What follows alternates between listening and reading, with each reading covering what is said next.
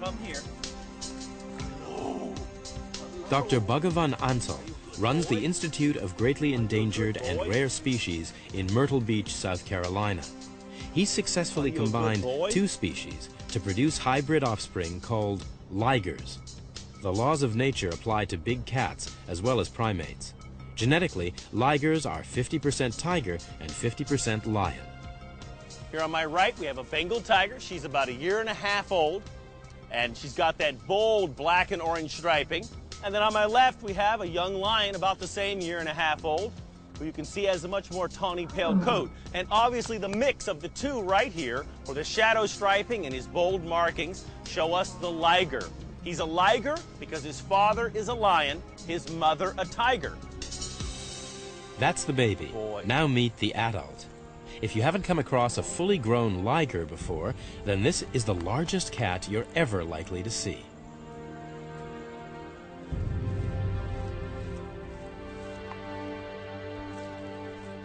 Come here. Samson, hup, hup.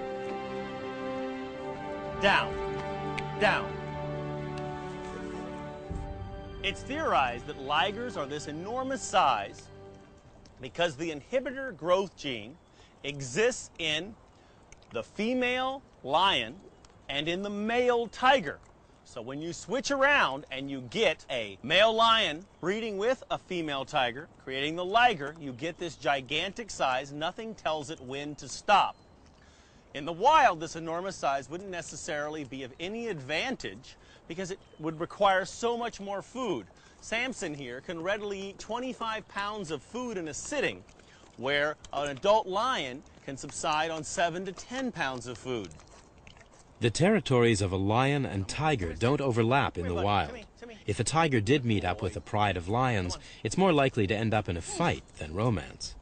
So captive breeding is the only way to produce what is the largest cat in the world. Sam, come here. There it is. Up, up, up, up, up, up, up. There it is. Up. Height, height. Get close to him. Ligers show traits common to both parents. Get close to him. For instance, tigers love to get wet, but lions can't stand the water. Samson got his water-loving genes from the tiger side of the family.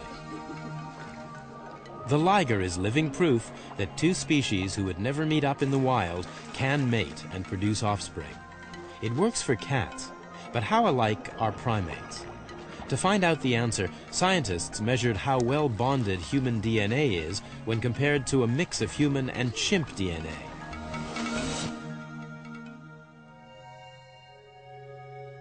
If you take one strand of human DNA and heat it, the double helix splits into two separate single strands. When heated, chimp DNA will unravel in the same way. When cooled, a human strand will always seek to pair up with another human strand, the chemical links matching up like the rungs in a ladder, forming a strong bond. Swamping human DNA with chimp DNA will eventually see both strands pairing up, although the chemical bonds are not so strong. Measuring this difference in strength between human DNA and hybrid DNA reveals how genetically different humans are to other species. When looking at such differences in DNA, it's clear the closest relative to humans is the chimpanzee. We share at least 99% of our basic biochemistry in common with each other, and I would be surprised, therefore, if humans and chimpanzees couldn't hybridize. The real question, however, is if humans and chimpanzees did hybridize, would those hybrids be reproductively viable? Hybrid animals, such as the liger, are usually sterile because sterility is nature's way of preventing different species from crossbreeding.